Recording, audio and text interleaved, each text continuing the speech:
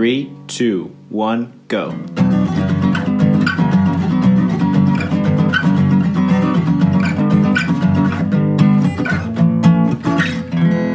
Welcome to Grounds After Rounds. Let love flow all over our listeners. Very good. Very good. All right. Cool. Well, cool. Let's get into it. I'm starting a clock to keep us, try and keep us honest. I also bought a new Gymnext clock. Oh, nice. Is it updated? Look at that. It's almost exact. It is the exact same thing. So yeah, it just looks so much bigger in there. That's what she said. I remember when we first put it up in here, and I was like, "My clock's way smaller than I remember." It has served its purpose. It served its purpose. Okay, quick, do a countdown. 3, 2, 1. Oh, hey there! You caught me reading the Bible. No. Just right here in I'm just right here in Lithuanians chapter 1 verse 11. Hey, listen. You're speaking. I don't remember that section. Is that in Deuteronomy? It's somewhere in the back. It's in the back. Gotcha. It's in the back. It's in the index. I'm reading the Bible again. I'm going to be taking some of my books home. Oh, okay, cool. Joe has had his eye on the it's one like 50 barbecue sauces or something like that. Half of that shit's not mine. I'm talking about the nerd books, man, like the novels and that kind of stuff. Yeah. Oh, right. That one's not yours. We'll talk about it offline.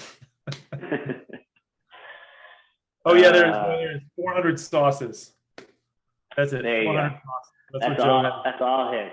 All his. There you go. I'll make sure to put his name in it. Yeah, cool. So yeah. Anyway, hey Jack. Charlie wants to know what we're talking about today. Where are you, Charlie? He's right here. I'm right here. Well, Jack, I recognize it's Valentine's Day. You didn't bring me any flowers, but you did at least bring violet. I'm wearing red. You are wearing red.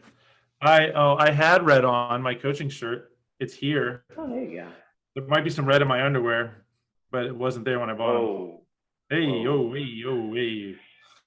Yes, it is Valentine's Day, and which is probably I think it's the most authentic of holidays. If I'm being, it's not imposed upon us by a capitalistic society, driving us to buy chocolate mousse cakes and such. I ain't buying it.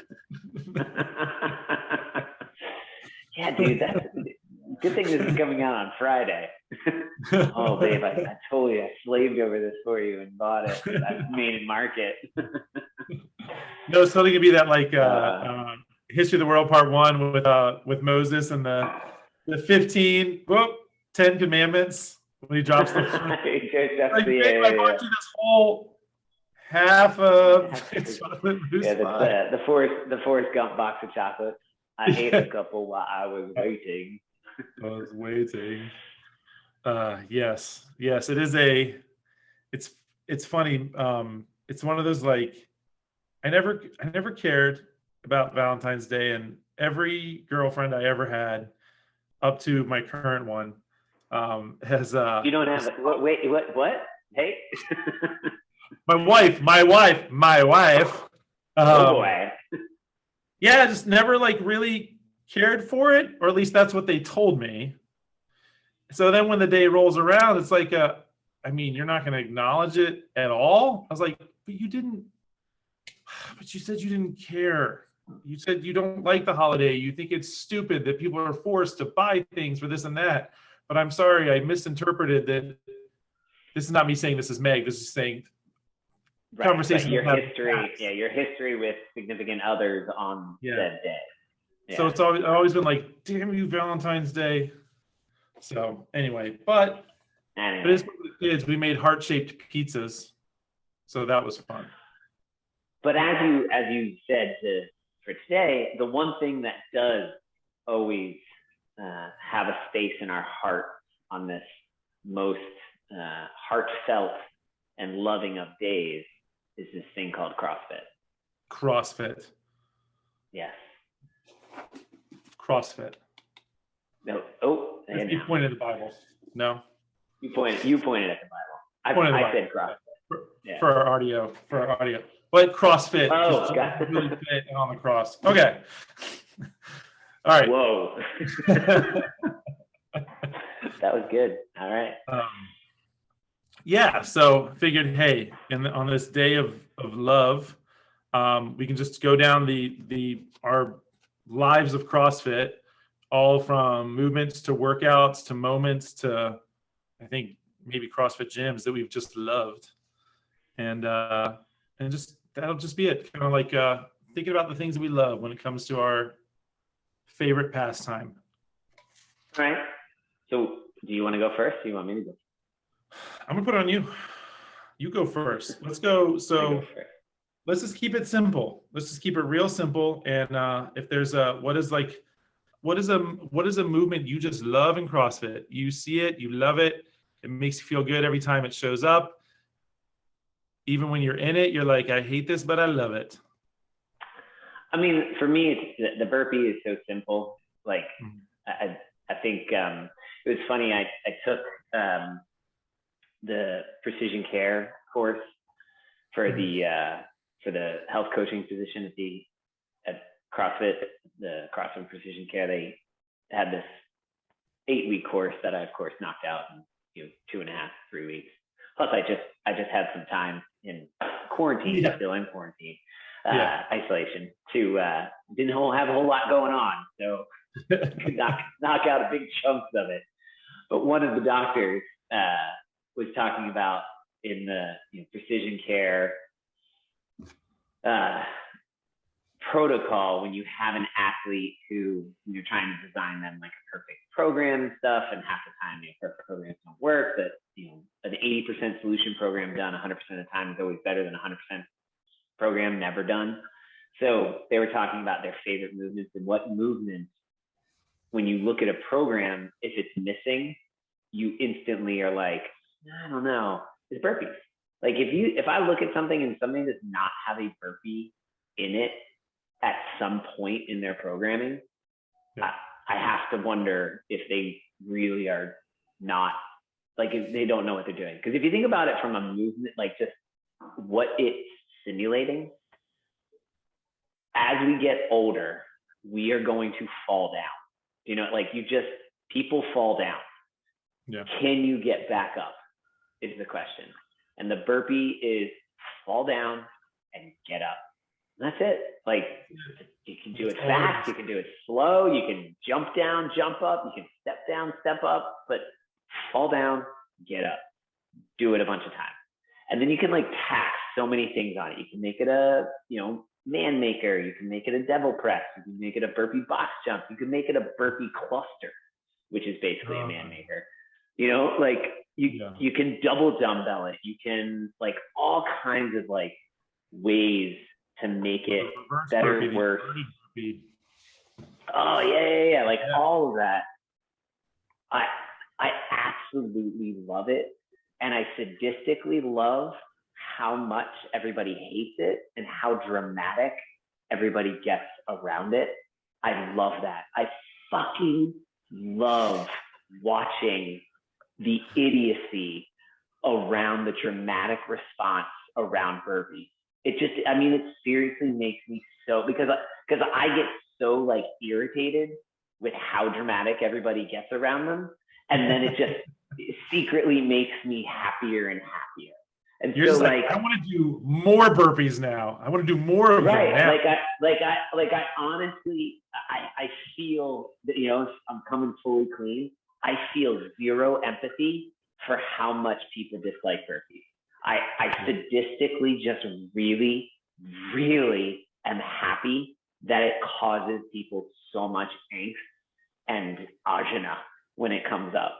Like, I think it's great. I think good. Like, because what that tells me is that they don't really want to get fit, and that it's all an act. That it's just they want attention, or they want something to really complain about. Well, then good. Here in the movement that is so functional, your body is designed to fall down and get back up. The burpee. Yeah. I fucking love it. You've been doing it your whole life. I mean, it's from a higher standpoint. Getting it out of bed is essentially a burpee. Yeah, almost. It's like an elevated burpee. Yeah, right. It's funny. Like, we literally just discussed what the topic of this podcast is going to be several minutes ago, and this feels like it's almost like I told you a week ago this is what we're going to do, and you prepared this, but not prepared at all. We could end the podcast right here. That was all. So deep. It's so deep in there. Like, it truly is. And I mean, and I'm being a little bit vulnerable right now. Clearly, I don't enjoy like imposing, emotional and psychic suffering on psychological suffering on other people. But in a sense, it's such a simple thing, and the level of drama which people impose upon it or allow themselves to get wrapped up into around it, to me is like, wow, look at the power of this simple little thing, at how unintrospective somebody is, that this thing is what is causing you to just completely fall into a puddle of yourself. It's funny. It feels like it's just this, it's just become like, almost like the word burpee has become the trigger to, I need to come something. Yeah. Which is not cross related, but with Washington now changing their name to Commanders. And all the like, oh my God, what a stupid name. Oh my gosh, I can't, all the time they took to come up with a name, and that's what they came up with. I was like, it never mattered what name they came up with. There were going to people who would be like, oh my gosh, it's so, ugh. And it was just like, that's one of those moments in sports, and because now it's the Wizards have changed their name, and now the Commanders, and so I've seen it a couple of times, but it's just one of those things that happens that like automatically people just, for no reason other than, and it's like you just want to be unhappy. And what it comes to, what did I watch? I watched oh my God, have you watched Nightmare Alley? No. With the new one with what's his face? So handsome. Star is Born, plays guitar, sings. Bradley Cooper. God, yeah, great, good for him. He's amazing, awesome. Friggin' love Bradley Cooper. Yeah, like, absolutely amazing. But he is absolutely amazing in that movie. The movie is absolutely amazing. It's a remake of a 50s film noir, same title, but it's awesome. But he makes there's a line in there a couple different times, and either Kate Blanchett says it, or Toni Collette, or it might even be Bradley Cooper's character says it, that he's a con artist, he's a mentalist, right? So he's constantly reading Marx and reading people, and he's like, people aren't hard to read. It's like everybody just wants to be seen. They just want their trauma. They want to tell you their story, and they want you to hear it, and they want you to see them for the broken, suffering soul that they are. And so if I'm the con man and I'm trying to get the person to think that I can have special abilities, then all I got to do is get myself within freaking, a bazooka range of that trauma, and you're going to tell me the rest of it anyway, right? Yeah. So he gives like the David, I can't think of his name right now, but the actor who he kind of learns his trade from, does it on him. And he's like, you're a man, you're relatively young, you got daddy issues. And if you don't, you'll probably make them up because you want to have daddy issues. So it's like, it's like he does the, Eric, you are a really, really strong coach who has some weaknesses. Like you always say the opposites between things. Like you're a really, really private person who, needs to get his feelings out there. You're right. I do. I really, really do. Like you just basically say that somebody is something and the exact opposite. And because then they'll put themselves somewhere in there. The burpee is that. Like I want to be here, but I don't want to be here. So all right, we're gonna complain about the burpee. Like there you go. That's it. Cool. Like that's all. We're gonna do thrusters today. Oh, thrusters. So maybe the thing that my second thing about CrossFit that I love is that it is so broad and so inclusive that everybody hates it and everybody loves it. Like I don't care who you are. It's just wait a day. It's like Hawaii. You don't like the weather? Give it 10 minutes, it'll change. Right? Like you don't like the programming today? That's cool because tomorrow it's gonna suck too. And then the day after that, it's gonna suck too. And then the day after that, it's gonna suck again. Or if you like today, great, because then you'll love tomorrow. And you'll love the next day, and you'll love the next day. And then because it's just fit in there what you want to fit in there. Yeah. You want to be miserable, you're in the right spot. You want to be happy, you're in the right spot. That's true. That's so funny. It's funny that you say. I can still hear you. I say that's that perspective on. It's just if you see something on a whiteboard, you're just like ugh. Well, just ask yourself: do you really it? Have you conditioned yourself to it? Or or do you just want a reason to something? So it's C. That's it, right? Like you just and I love that the methodology is so simple that the more people try to overcomplicate it, the worse it gets. Do you know what I mean? Like I'm gonna make this workout and it's gonna have this movement, and then we're gonna go for 3 minutes, and then we're gonna rest for a minute, and then we're gonna score it with however many times you did a rep, but then divide that by the amount of time that it took you to do each rep, and then we're gonna add that difference up, and we're gonna multiply it by 5 for this movement, and we're gonna then subtract it by 16, and that'll be your score. Or we're gonna do 7 minutes of burpees. That sounds good. 7 minutes of burpees. I could have done that at home. Yeah. But you wouldn't have. Did? You did? Right. Oh, what did this week's one of the episodes this week on Best Hour? They've got Berg. They got Justin Berg, director of sports, and oh my God, he sucks. And they talked about how the Open is so special. I think that's my third. Is going to be I love the Open. I absolutely, when they started that in 2011, I remember having a conversation in Hawaii with one of the owner of CrossFit Oahu, Brian Powers, who's been around. He's been on a couple podcasts recently. He was on Sevon's podcast a couple months ago, and I remember Brian saying, like, I don't know about this thing. And I looked at him and I said, no, man, this is genius. Like, this is going to be a shit show for like a year or two. And it only took, that first year was the only one that was a shit show. After that, it was amazing. I said, look at what he just did. He just took the model that he started in 2000, he being Greg Glassman, took the model that he started in 2001 on February 11th. He posted the first free workout on CrossFit.com. And he just scaled it to an infinite level. That he created an idea that he could cast the largest net possible for the next stage in the quest to find the fittest man, woman, and team in the world.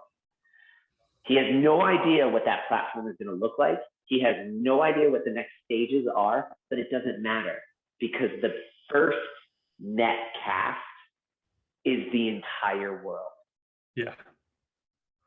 And they'll figure out an infrastructure to support that as it grows, but it doesn't matter because there is no bound on the net. The net can go as big as it needs to cover the whole world because of his idea to make it everybody can participate for $20. You can do this competition 5 weeks, 6 weeks, 3 weeks, 2 weeks, 17 workouts, 4 workouts, 3 workouts, online release, not on leaderboards, hashtags, blah, blah, blah, blah, blah, blah, blah. It doesn't matter. The Open did what he wanted it to do, which was, and he said it, he's like, there may be a guy in Belarus in his barn who's fitter than Rich Froning, but I can't get access to him because he doesn't have access to an affiliate. This, if he's got an internet and a phone, he can do this. Yeah. And I was like, I remember thinking like, holy shit, and 10 years later, 11 years later, 12 years later, you're seeing it. You're seeing now a decade later, just what this thing can do for the pursuit of that final goal. So the Open, they talked about it because Fern asked a great question. He said, yeah, but what does the Open do for the affiliate? In the end, like as the affiliate owner, what does that do for me? Well, it tells somebody like, average Joe. we'll just call this average Joe Joe. At your gym, we could do a 15-minute AMRAP of push-ups, box jumps, and double unders. 15-minute AMRAP. We could do it at the gym, no big deal. And, we can make it a training and we'll be tired and people will be like, okay, whatever, cool. I can do it here in the garage, and I can know what score I want to hit. But we do it on a Friday night at 5:45 with a gym full of the people you spend the most quality time with in your life, right now. I guarantee you will, if you don't have a double under, but you're real close, you're going to get your first double under. If you can't jump on top of a box, but you're real close, you're going to jump on a box. You're probably going to jump on that box 50 times more than you expected. Mm-hmm. Fill in the blank movement, the Open, because of the nature of making it special, for no other reason that we're artificially creating this boundary around, this is special. Yeah. That's it.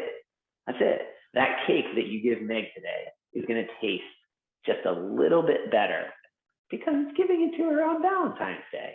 You know what I mean? Like this is, not to digress or go down a rabbit hole.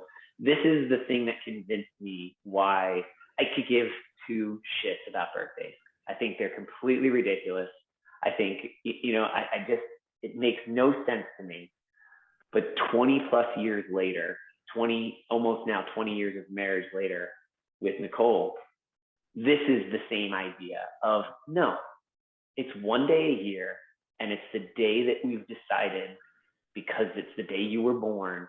This is a special day. Even if it's for 10 minutes, make a point of it. It's special. And that's why I like with Shelly's posts and on Instagram, and I love them because it's on purpose and it makes something that is, it's just another day. Like who cares? It makes it special. And so everyone likes just a little extra recognition for just being, and it's a nice little, it's a good little. Exactly.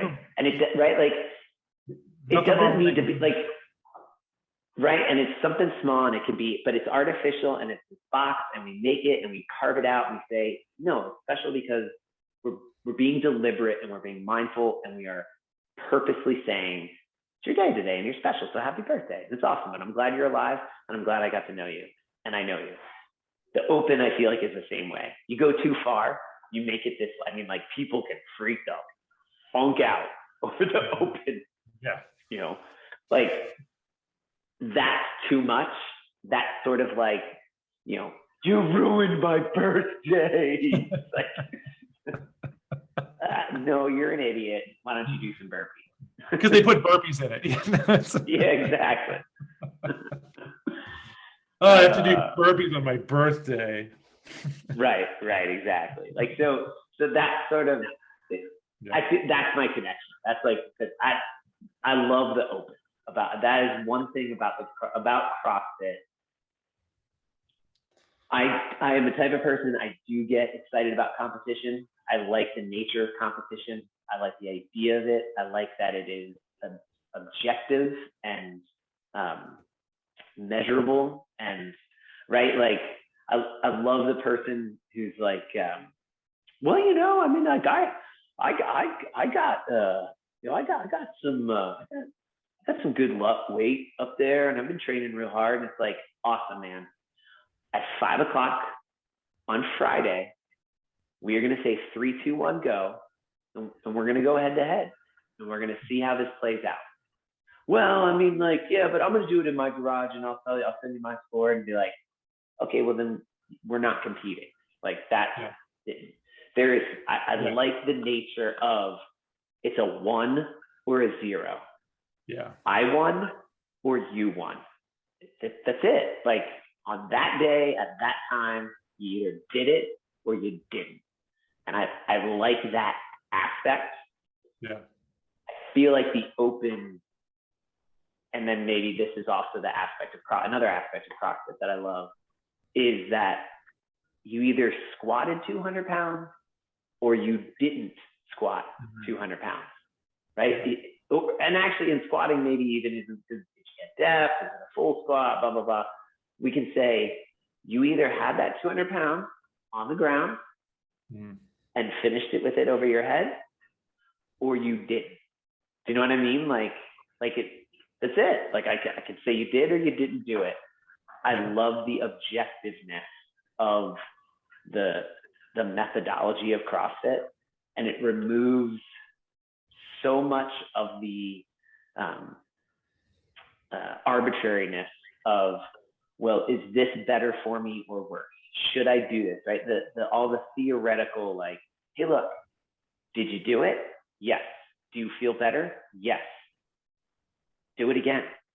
I did it again and I feel better still. I've done it for the last 6 months and I feel better than I've ever felt in my life. I don't know what to tell you. I think it works. Like, there you go. Well, like, doctor, when I go like this, it hurts. You know what the doctor said? Don't do that anymore. Right? Like, don't back squat. Stop it. Right? Like, doctor, when I squat and I let my knees cave in and I send my knees forward, my knees hurt the next day.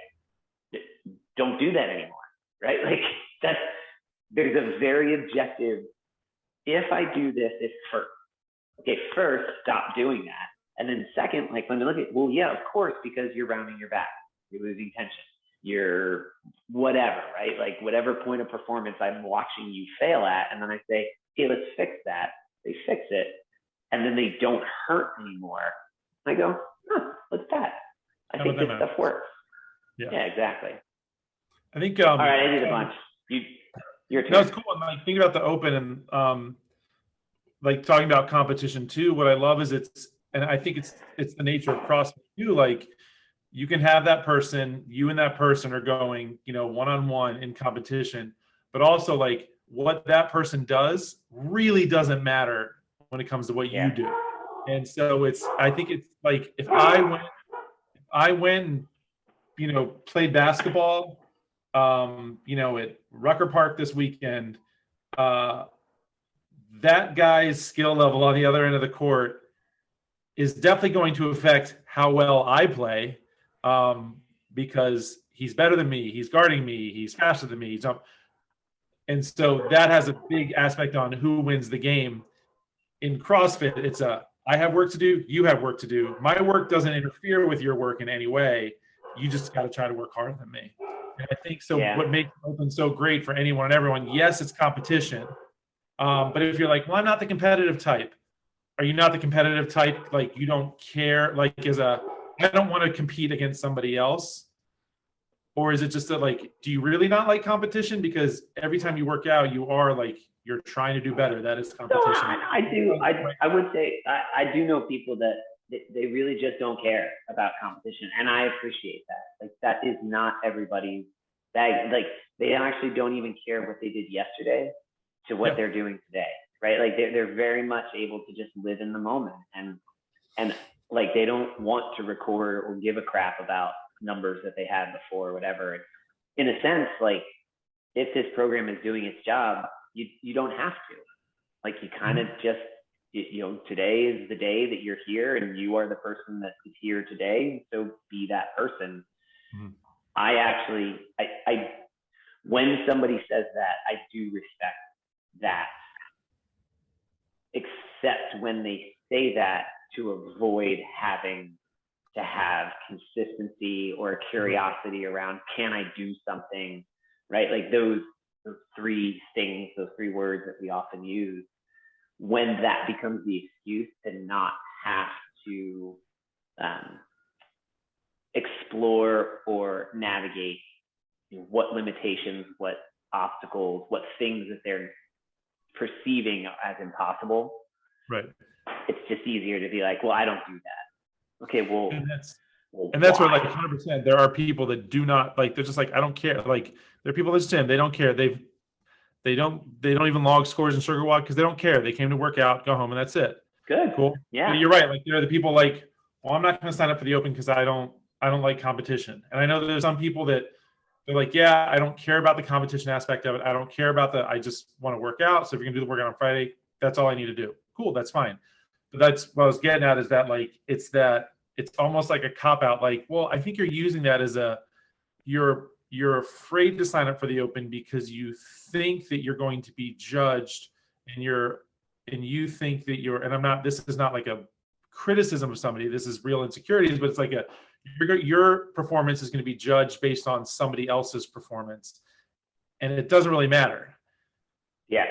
What I would say is, hey, so if you don't care, can you sign up and pay the $20 and make our roster bigger so that we have access to better deals from the affiliate partner network free giveaway thing, right? Like I'd be like, so for your $20, when we get the Noble whatever deal that comes, I'll give you $20 worth of Noble discounts, Noble back to, so like it'll be a net thing. And if you don't care either way, well then that's awesome. So really what you're doing is it just makes it much better for us as the affiliate if you'll participate.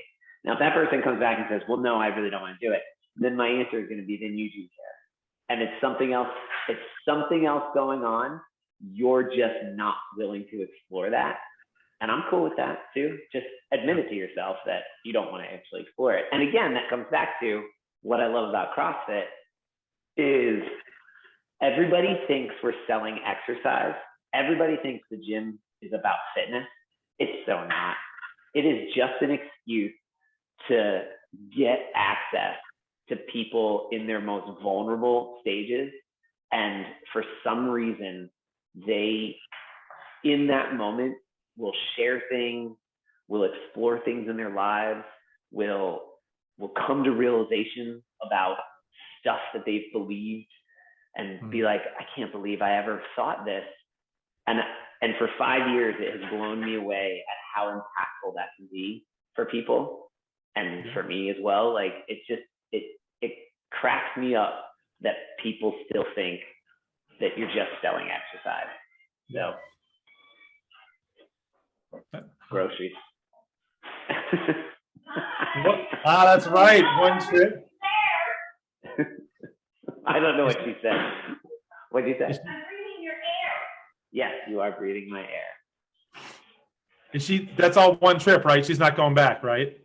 She's not going back. That was one trip. One trip. That's right. Hashtag CrossFit. Maybe I don't know. That's the pharmacy right there. There you go. That was awesome. Cool.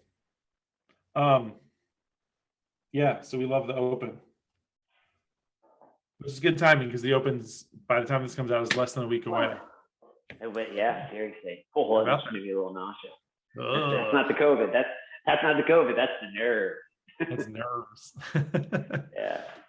Awesome. I'd say going back to a movement I love in CrossFit, and not I think for a different reason. Well, similar to you. So a pull-up, just a pull-up. And only for the reason because like it's such a you look at it, it's such a basic, it's something like everyone should be able to do at least one pull-up, right? Like you feel like that's something, and everyone comes in here like first thing, like can't do pull-ups. Totally fine. It's no problem that you can't do a pull-up because we'll get you there. And when someone gets that first pull-up, I mean, it's such a, especially when it happens in the open, if I could throw that in there too. But it's like when someone gets that first pull-up, it's such a, it's so cool seeing someone celebrate that first pull-up. Like you swear they just won like the Boston Marathon. They just won a gold medal. And it's like, it's just a pull-up, but that pull-up probably took them so much work to get. And again, it's kind of like that's a good, you can pull yourself up over a bar. Like you are head and shoulders above the bar of so many. And it goes back to like that quote, like, you know, if you're doing CrossFit, you are fitter than 99% of the world population. I was like, and that pull up, like getting that pull up, it's just such a, like, you can pull yourself up over a bar once. You are so far head and shoulders above, like so many, not people in the gym, but just people in general. Like just, it's so simple. It's so simple, but it's not. And for some people, it takes a lot of work to get there. Some people are just born doing pull-ups all day. Some people took a little bit longer to get there. Stupid superfit test in 5th grade. But anyway, and I wanted to backtrack to that real quick as the movement, because I was thinking about that, and it's like, yeah, I just love the simplicity of it. However, it's not as simple as it looks for so many people, but when they work their butt off to get there, pretty big deal. Just remember that. Cool.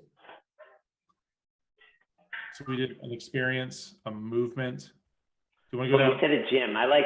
Yeah. My, the best, my favorite CrossFit gym. I'm trying to remember where we stopped in.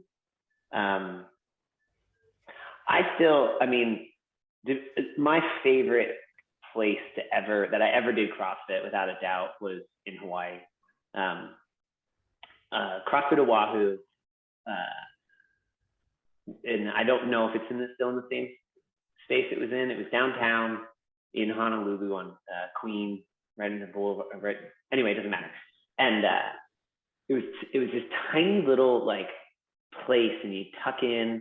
They'd open the doors, but it like expanded in and kind of like into this larger like warehouse area. And it was like, you felt like, how is this here? And then it was about a 400-meter run to the beach in downtown Oahu. And I remember thinking like, this is awesome. And it was so urban and cool.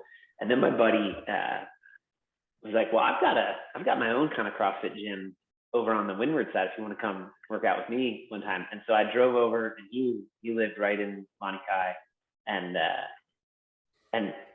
go in his backyard, and it is like, it looked like something out of like Lost. Nice. And you know, we had all the gear, we had barbells and stuff, but like you're doing snatches and clean and jerks barefoot, and then like running to the beach, and like swimming and, you know, jumping, and then you're running back and you're doing like pull up on his like bamboo rigged pull up bar thing. And I just remember thinking like, this is it. Like this is how you do fitness. Yeah. And that's like, I love that we're right on the water. I don't know how we